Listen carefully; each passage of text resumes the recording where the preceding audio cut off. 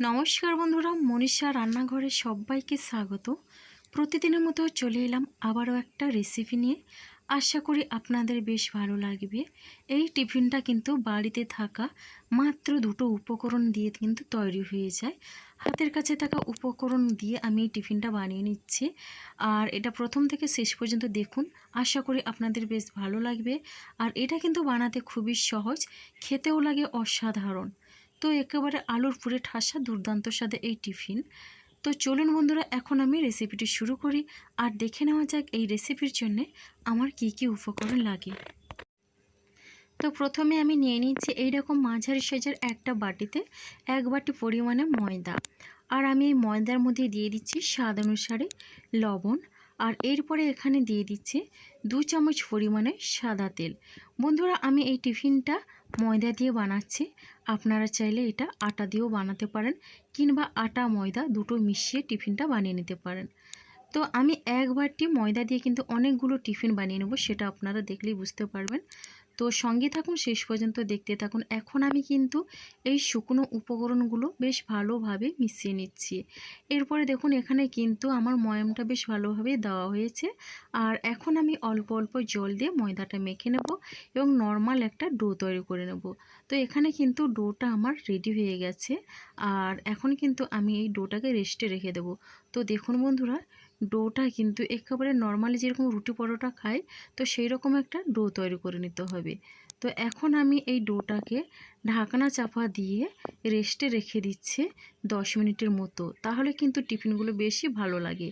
তো এদিকে আমি দেখুন একটা কড়াই বসিয়ে দিয়েছিলাম গ্যাসে। এবার কড়াইটা গরম করে নিয়ে কড়াইয়ের মধ্যে দিয়ে দিচ্ছি 2 চামচ পরিমাণে সর্ষের তেল। তো এখানে আমি একটা পুর তৈরি করে নেব এই টিফিনের জন্যে। এবার তেলটা বেশ ভালোভাবে গরম করে নেওয়ার পরে এখানে দিয়ে দিচ্ছি খুবই সামান্য পরিমাণে গোটা জিরে। এবার জিরেটা হালকা ভাজা হয়ে আসলে এখানে দিয়ে দিচ্ছি বড় সাইজের একটা পেঁয়াজ কুচি। আর পেঁয়াজটাকে আমি এইভাবে ছোট ছোট করে কুচি করে নিয়েছি। এবার দেখুন, এখানে দিয়ে দিচ্ছি দুটো কাঁচা লঙ্কা কুচি। তো এখন আমি লঙ্কাটা দিয়ে এরপরে পেঁয়াজ আর কাঁচা লঙ্কা একসঙ্গে বেশ ভালোভাবেই নেড়ে নিচ্ছি। পেঁয়াজটা হালকা কালার আসা পর্যন্ত আমি এইভাবে নাড়াচাড়া করে নেব। আর এই সময় কিন্তু গ্যাসের ফ্লেমটা আমি মিডিয়ামে রেখেছি। আর এখন আমি এখানে দিয়ে দিচ্ছি হাফ ইঞ্চ পরিমাণে আদাটাকে আমি এইভাবে গ্রেট করে নিচ্ছি। বন্ধুরা, এই টিফিন বানাতে কিন্তু খুব একটা বেশি মশলার প্রয়োজন হয় না, অল্প মশলা দিয়ে কিন্তু এই টিফিনটা বানিয়ে নেওয়া যায়। এটা কিন্তু সকালের জলখাবারে যেমন ভালো লাগে, ডিনারেও ভালো লাগবে, এমনকি সন্ধ্যের সময় স্ন্যাক্স হিসেবে অসাধারণ লাগে। তো এখন আমি আদাটা গ্রেট করে দিয়ে এরপরে বেশ ভালোভাবে নেড়ে নিচ্ছি পেঁয়াজের সঙ্গে। তো পেঁয়াজের সঙ্গে আদাটাকে বেশ ভালোভাবে নাড়াচাড়া করে নেব যতক্ষণ না আদার একটা কাঁচা গন্ধ চলে যায়। তো এবার কিন্তু আমি এইভাবে নেড়েচেড়ে নিয়ে এখানে দিয়ে দিচ্ছি আগের থেকে আমি আলু কুচি করে রেখেছিলাম। তো সেই কুচি করা আলুটা আমি দিয়ে দিচ্ছি। আলুটাকে আমি এইভাবে কুচি করে নিয়েছি, আপনারা চাইলে আলু গ্রেডও করে নিতে পারেন আর সরু সরু করেও কেটে নিতে পারেন। তো এইভাবে কেটে নিলে কিন্তু দেখতে বেশ ভালো লাগে। তো এখন আমি আলুটা দিয়ে একেবারে হাই ফ্লেমে 2 থেকে 3 মিনিটের মতো এইভাবে নাড়াচাড়া করে নেব, তাহলে কিন্তু আলুর মধ্যে যে এক্সট্রা জলটা থাকে সেটা কিন্তু শুকিয়ে যাবে। আর এখন আমি এখানে দিয়ে দিচ্ছি দেখুন লবণ স্বাদ অনুসারে। আর লবণটা দিয়ে এখানে দিয়ে দিচ্ছি কালারের জন্য হলুদের গুঁড়ো। এরপর আমি লবণ হলুদের গুঁড়ো দিয়ে আলুটাকে বেশ ভালোভাবেই নাড়াচাড়া করে নেব। কোনো কিছুর প্রয়োজন হবে না, শুধুমাত্র ময়দা আলু দিয়ে কিন্তু দারুণ টেস্টি এবং মুখরোচক টিফিন বানিয়ে নেওয়া যায়। যে একবার দেখবে সে কিন্তু খুব সহজেই বানিয়ে ফেলতে পারবে, বানানো কিন্তু খুবই সহজ। এখন দেখুন, আমি ঢাকনা দিয়ে এটা 3 থেকে 4 মিনিটের মতো আমি লো ফ্লেমে রান্না করে নেব। এতে করে কিন্তু আলুটা খুব সহজেই সেদ্ধ হয়ে যাবে। আমি এখন ঢাকনাটা খুলে একটু নেড়ে চেড়ে নিচ্ছি। এরপরে আমি আবারও ঢাকনা দিয়ে এখানে আমি আরও 2-3 মিনিটের মতো রান্না করে নেব, তাহলে কিন্তু বন্ধুরা এখানে কিন্তু পুরোপুরি আলুটা সেদ্ধ হয়ে যায়। তো আমি ঢাকনা খুলে এখন আলুটাকে বেশ ভালোভাবে নেড়ে চেড়ে নিচ্ছি। তো এখন কিন্তু আমি চেক করে নিচ্ছি আলুটা সেদ্ধ হয়ে গেছে। আর এটা কিন্তু এখন আবারও নেড়ে চেড়ে নিয়ে এখানে আমি অ্যাড করে দেব খুবই ছোট সাইজের একটা টমেটো কুচি। টমেটোটা দিলে কিন্তু একটু চটপটা লাগবে আর স্বাদেও বেশ ভালো লাগবে। এখন দিয়ে দিচ্ছি খুবই অল্প পরিমাণে ঝাল লঙ্কার গুঁড়ো আর দিয়ে দিচ্ছে ভাজা মশলা। আর এই ভাজা মশলার মধ্যে আছে জিরে, ধনে আর মৌরি, এই 3টে জিনিস আমি ভেজে গুঁড়ো করে রেখেছি। এটা কিন্তু আমার রান্নাতে আমি সবসময়ের জন্য ব্যবহার করে থাকি। যারা পুরনো বন্ধুরা আপনারা তো সবাই জানেন এই মশলাটা কিন্তু আমি দিয়ে থাকি।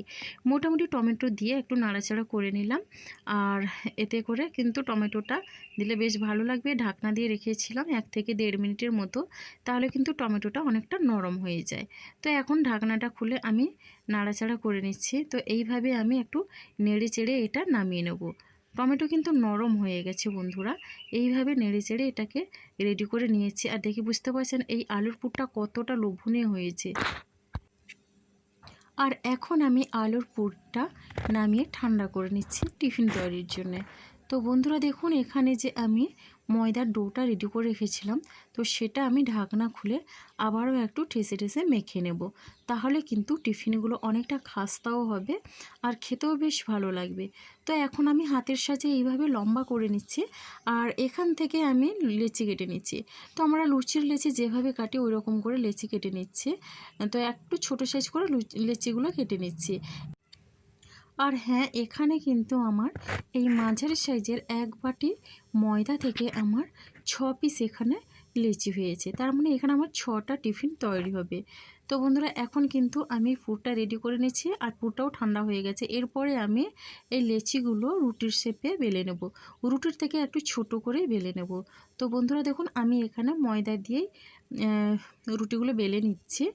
তো আপনারা চাইলে এটা তেল দিয়েও বেলে নিতে পারেন, তবে ময়দা দিয়ে বেললে কিন্তু টিফিনগুলো বানাতে খুবই সহজ লাগে। তো দেখেই বুঝতে পারছেন লুচির থেকে একটু বড় আমি এইভাবে করে রুটিগুলো বেলে নিলাম। এবার দেখুন আলুর পুরটা আমি দিয়ে দিচ্ছি এখানে। তো আমি শুধুমাত্র আলু দিয়ে এই পুরটা রেডি করেছি। আপনারা চাইলে আপনাদের পছন্দের মতো কিছু সবজি আর এখানে ডিমও দিতে পারেন। তো দেখুন বন্ধুরা আমি আঙুলের সাহায্যে একটু জল নিয়ে রুটির এই সাইডগুলো দিয়ে দিলাম। তাহলে কিন্তু এইভাবে ভাঁজ করার পরে আমি যখন এই মুখটা বন্ধ করব আঙুল দিয়ে চেপে চেপে খুব সহজেই কিন্তু মুখগুলো শেড হয়ে যাবে। কোনোভাবেই যখন টিফিনগুলো তৈরি করব তেলের মধ্যে দেব আলুর পুরগুলো কিন্তু বেরিয়ে যাবে না। তার জন্যে এইভাবে করে সেট করে নিতে হবে। তো দেখলেন বন্ধুরা খুব সহজেই কিন্তু টিফিনগুলো বানানো হয়ে গেল। তো আপনারা এটাকে ঝাল পিঠেও বলে থাকেন অনেকে, দারুণ লাগে। তো এটা কিন্তু বাচ্চারা পেলে খুশি হয়ে ভীষণই খাবে। এটা অফিসের লাঞ্চ বক্সেও দিতে পারেন, এমনকি বাচ্চাদের টিফিন বক্সে দিলেও বাচ্চারা ভীষণই তৃপ্তি করে খাবে। তো বন্ধুরা দেখুন আবারও একটা বানিয়ে দেখিয়ে দিচ্ছি আপনাদের বোঝানোর সুবিধার্থে।